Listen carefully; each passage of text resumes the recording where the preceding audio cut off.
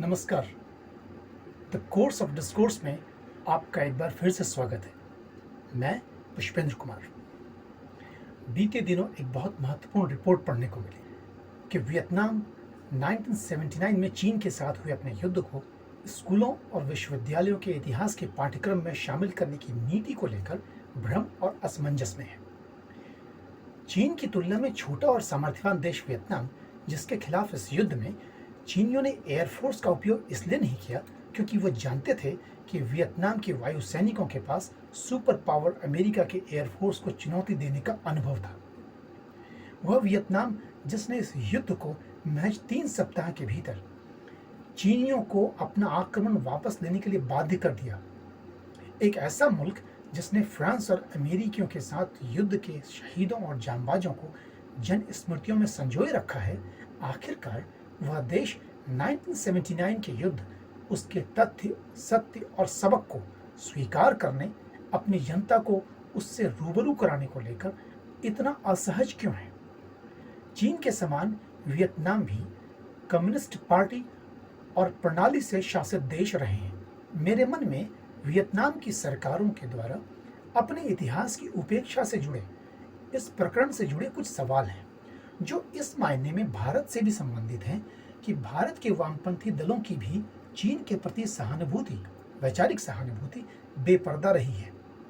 तिब्बत का मसला हो, 1962 की भारत चीन जंग हो, उइगर मुस्लिमों का मानवाधिकार का प्रकरण हो, भारत में माओवादी नक्सलवाद हो, वामपंथ समर्थित, संरक्षित और समर्थक इतिहासकारों और विद्वानों ने भारत के इतिहास और राजनीति के विषय वस्तु चयन को लेकर लगभग वैसा ही कुछ किया है जो वियतनाम में 1979 के युद्ध को लेकर वहां के सरकार और शिक्षाविदों ने किया।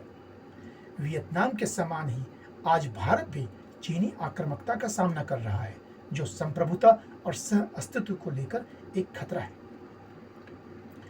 पहला प्रश्न यह है कि यदि वियतनाम चीन के साथ युद्ध को अपनी पीढ़ियों को नहीं बताना चाहता है, तो क्या यह माना जाए कि वियतनाम के शासक कम्युनिस्ट विचारधारा के वैश्विक ध्वजवाहक के रूप में चीन की अधीनता को स्वीकार करते हैं? तो क्या इसका आशय यह नहीं है कि वामपंथ दरअसल राष्ट्रीय संप्रभुता से समझौता करने वाली विचार और व्यवस्था है? यदि हाँ, तो माओ हो, मार्क्स हो, लेनिन हो, चाहे दांगे, भारत समेत दुनिया भर में वामपंथियों के फैले हुए वैचारिक और सियासी फ्रेंचाइजी, उनके लक्ष्यों पर विचार करना अनिवार्य है। यह किससे छिपा है कि 1962 के भारत चीन युद्ध में भारतीय वामपंथियों के एक बड़े वर्ग ने चीनी माओवादियों का प्रत्यक्ष व परोक्ष समर्थन किया और भारत को ही इस युद्ध के उकसावे का दोषी माना। अगला प्रश्न यह है कि जिस प्रकार वियतनाम की सरकार ने शैक्षणिक पाठ्यक्रमों का चयन वामपंथ की विचारधारा के सापेक्ष किया है, तो क्या इस प्रकार का चयन उनकी राजकीय संप्रभुता और सांस्कृतिक विशिष्टता का विरोधाभासी नहीं है? क्या वामपंथ सांस्कृतिक विविधता का विरोधी है? वियतनाम की कक्षा 6-7 में वियतनाम पर लगभग 940 सालों तक अनेक चीनी साम्राज्यों के रहे कब्जों को पढ़ाया जाता है, जिसे कक्षा 10-11 में थोड़ा सा विस्तार दिया गया है।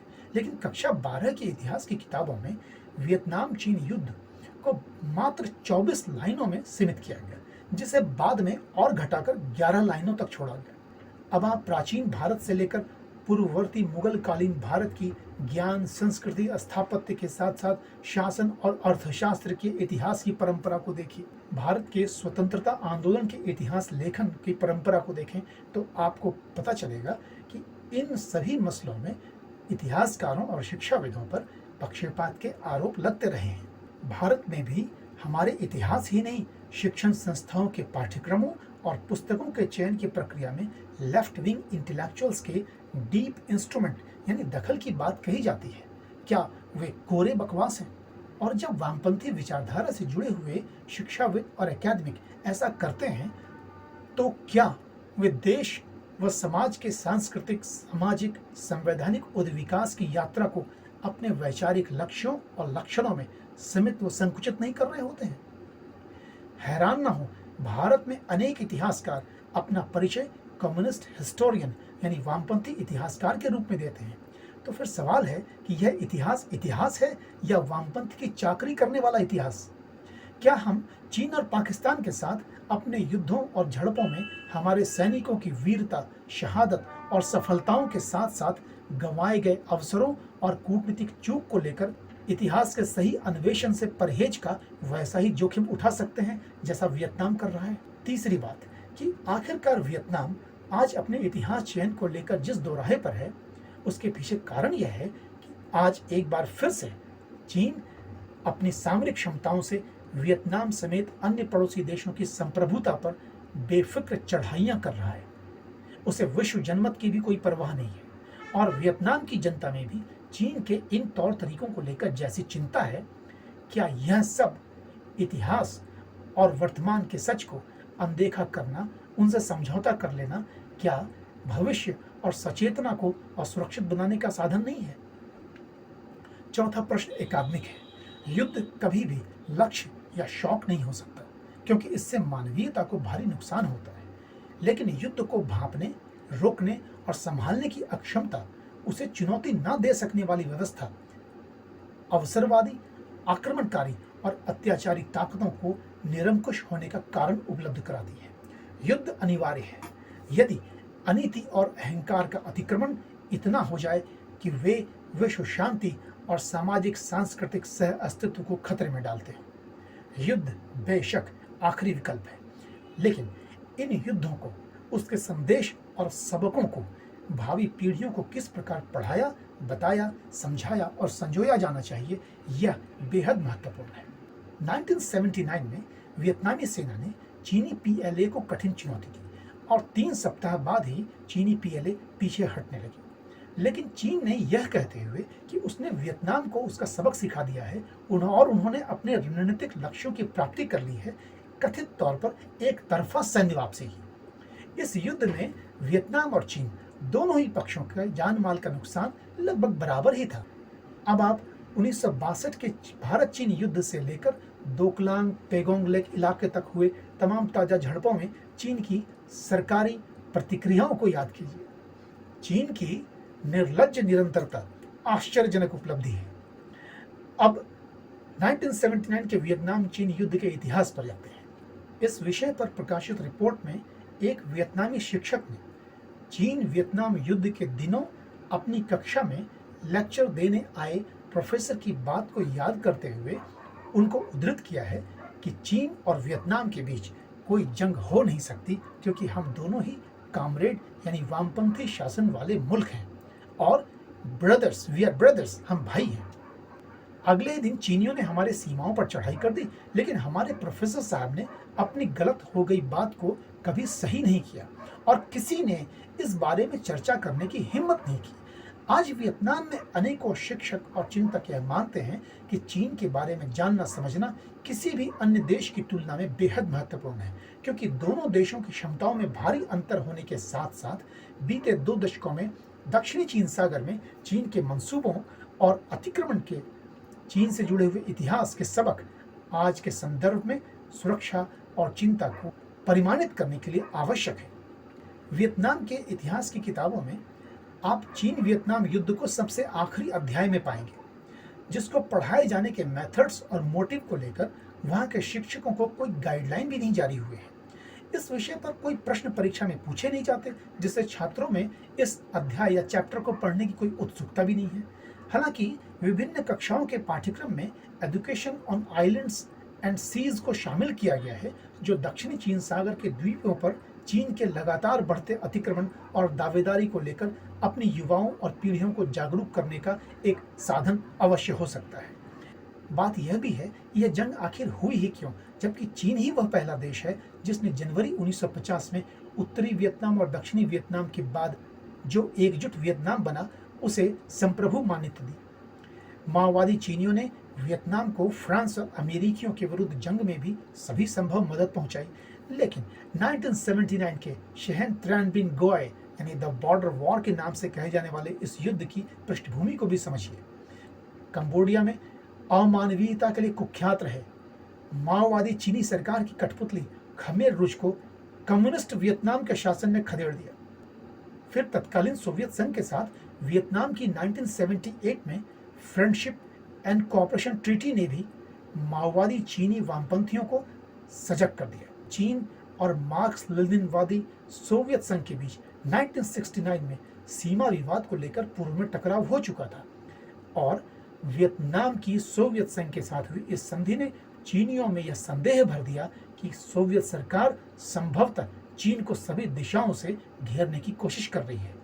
ऐसी ही एक संधि मंगोलिया और सोवियत संघ के बीच हो चुकी थी।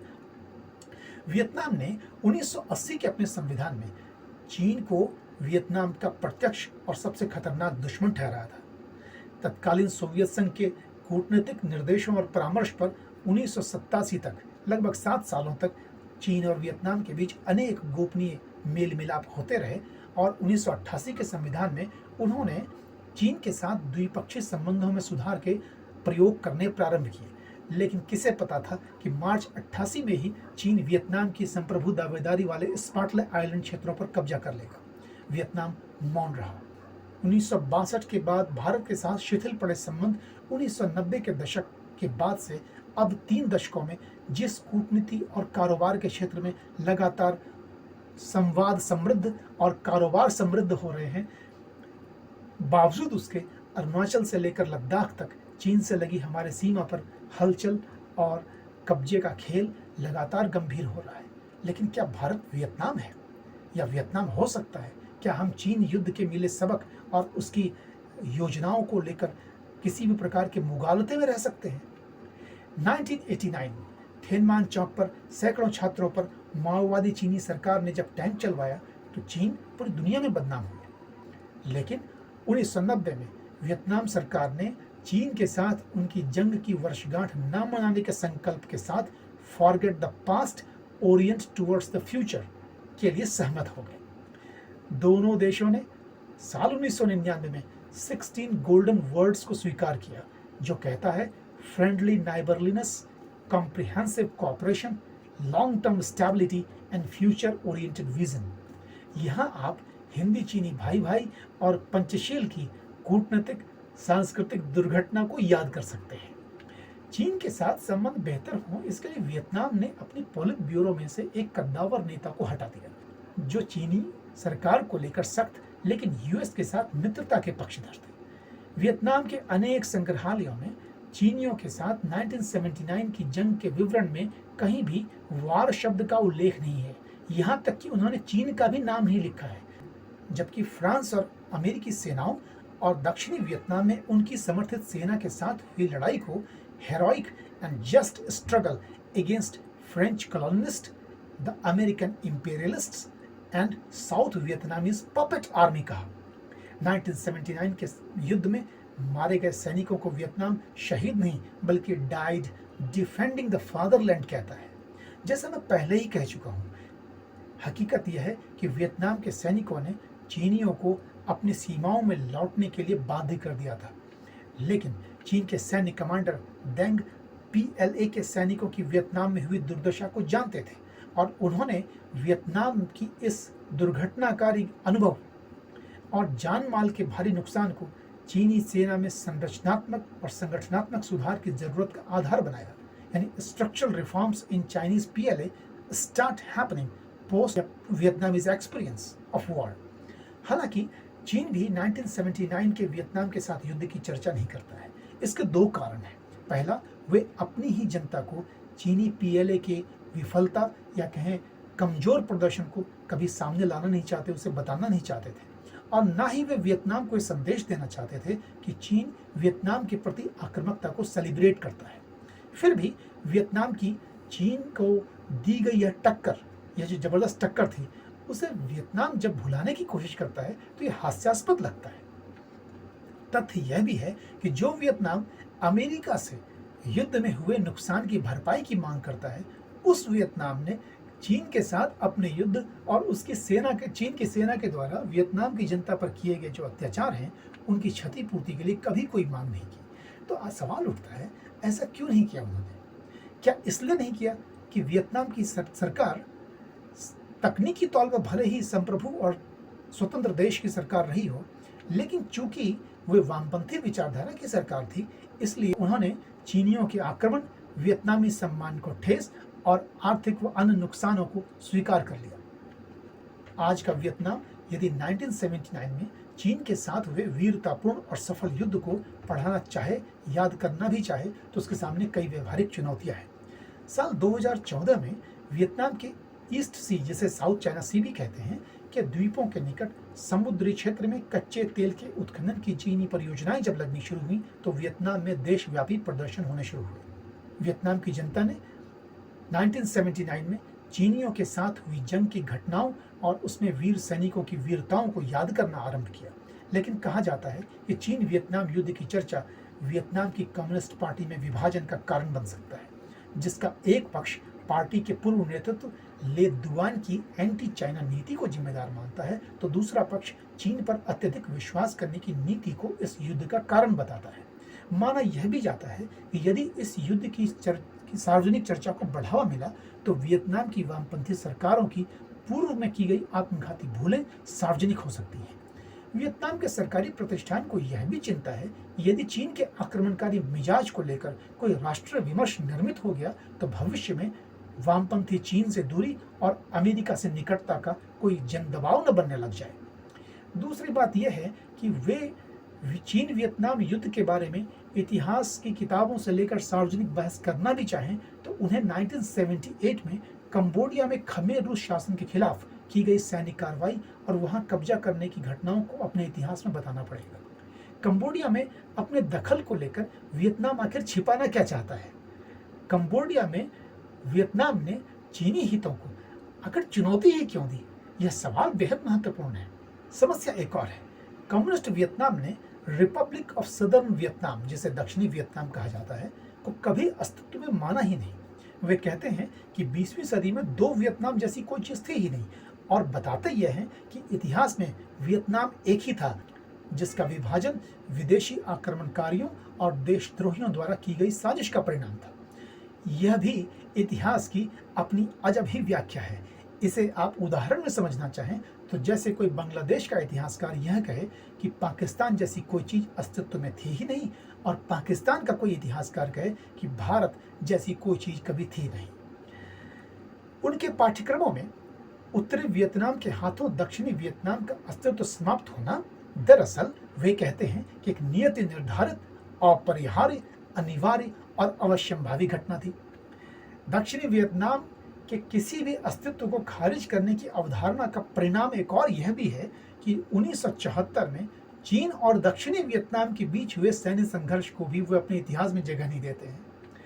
लेकिन क्या ऐसा करना चीन के साथ उनके मौजूदा टकराव और सामरिक खतरे को कम कर सकता है? क्या वियतनाम चीन से जुड़े अपने खतरे को लेकर अपनी पीढ़ियों को जागरूक कर सकता है? वियतनाम के इतिहास की किताबें पूर्ववर्ती उत्तरी वियतनाम की उपलब्धियों और चर्चाओं पर केंद्रित है। उसी प्रकार आप भारत के मध्यकालीन इतिहास में मुगल सल्तनत के विवरणों को दक्षिण भारत के साम्राज्यों की लोक व्यवस्थाएं, स्थापत्य, कला, संस्कृति, अर्थव्यवस्था की उपलब्धियों से तुलना करके देखिए। इतिहास के साथ पक्षपात और प्रतिबंध का आरोप वामपंथ पर सभी भूगोलों में एक समान रहा है। चीन के साथ अपनी संप्रभुता और सैनिकों के शहादत के सम्मान के साथ समझौता किसकी योजना थी? यह वियतनाम में भले ही रहस्य हो, लेकिन आज के वियतनाम में चीन की सामरिक आक्रामकता के मौजूदा दौर में वह परिस्थितियां पैदा हो रही हैं कि वे अपने युद्ध के संदर्भ, शौर्य और संदेश को जनता के बीच में पहुंचाएं। लेकिन क्या यह पाठ्यक्रम में शामिल हो सकेगा? 2016 में वियतनाम के राष्ट्रपति ने उत्तरी प्रांत के उन इलाकों का दौरा किया जो चीन वियतनाम युद्ध के स्मारक हैं। बीते सालों में उनके प्रधानमंत्री ने भी कई ऐसे युद्ध स्मारकों का दौरा किया। 2019 से पूर्व तक वियतनाम की कम्युनिस्ट पार्टी की सरकारों ने पाठ्यक्रमों और पुस्तकों के चयन को लेकर जैसा एकाधिकार बनाए रखा था, आज का वियतनाम जिन सामरिक और कूटनीतिक हकीकतों का सामना कर रहा है, उसमें यह संभव नहीं है कि चीन की आक्रामकता को अनदेखा किया जा सके, जनभावना और राष्ट्रीय आकांक्षाओं की उपेक्षा की जा सके। लिहाजा अब वहाँ के पाठ्यक्रमों और पुस्तकों के चयन को लेकर थोड़ी छूट मिलनी शुरू हुई है और मांग भी की जा रही है, और उम्मीद की जाती है कि वियतनाम की भविष्य की पीढ़ियाँ सामरिक चुनौतियों को अपने इतिहास के सच्चे सबक के साथ आत्मसात कर सकेंगी। अंतिम बात यह है कि आखिरकार युद्ध के संदेश क्या होते हैं, सबक क्या होते हैं। पहली बात, war is possible no matter how great things seems to be. कोई भी देश, कोई भी व्यवस्था कितनी अच्छी क्यों ना हो, कितनी आदर्श क्यों ना हो, बावजूद इसके युद्ध हो सकते हैं, क्योंकि युद्ध का ना होना व्यवस्थाओं के अच्छे होने से जुड़ा नहीं है। War increases government control and authority. प्रत्येक युद्ध के बाद सरकारों का नियंत्रण जनता के ऊपर बढ़ जाता है। यह एक सच्चाई है जिसे हमें समझना चाहिए। तीसरी बात, common people are drawn into the wars. सामान्य लोग जंग नहीं चाहते, यह उनके हित में नहीं है, लेकिन उनकी मजबूरी होती है कि वे इस जंग में शरीक होते हैं। यह उनकी कई बार जिम्मेदारी बन जाती है, उनका दायित्व भी बन जाता है। चौथी बात, युद्ध बहुत गहरे मनोवैज्ञानिक घाव छोड़ती है जो कई सदियों, दशकों लोगों के अवचेतन में बसे बैठे रहते हैं। वॉर यानी युद्ध हमारे नैतिक और सांस्कृतिक मूल्यों का कठोर परीक्षण करती है। छठी बात कि वॉर मानवता के बेस्ट और वर्स्ट दोनों फॉर्म्स हमारे सामने लाकर रख देती है। सातवीं बात है कि किन्हीं बुरे समझौतों से हासिल की हुई एक भद्दी शांति, अ बैड पीस, का मतलब यह नहीं है कि अब युद्ध नहीं होंगे, बल्कि वह युद्ध बराबर होते रहने की गारंटी है। आठवीं और अनंतिम बात, यानी इसके आगे भी और बातें आप जोड़ सकते हैं, युद्ध ईश्वरीय रचना नहीं है। War is not a divine plan. युद्ध और शांति, इन दोनों के डिसीजंस यानी निर्णय हम पर ही हैं और हम ही पर हैं। इसीलिए युद्ध से होने वाले नुकसान की जिम्मेदारी भी हमारी ही होती है। बेहतर है युद्ध ना हो। इतिहास की उपेक्षा कम से कम युद्ध के संदर्भ में कभी नहीं की जानी चाहिए। धन्यवाद, आपने इस वीडियो को देखा, इस पूरे कंटेक्स्ट को समझा। द कोर्स ऑफ डिस्कोर्स को लाइक कीजिए, सब्सक्राइब कीजिए। फिर मिलते हैं किसी नए विषय के साथ। धन्यवाद।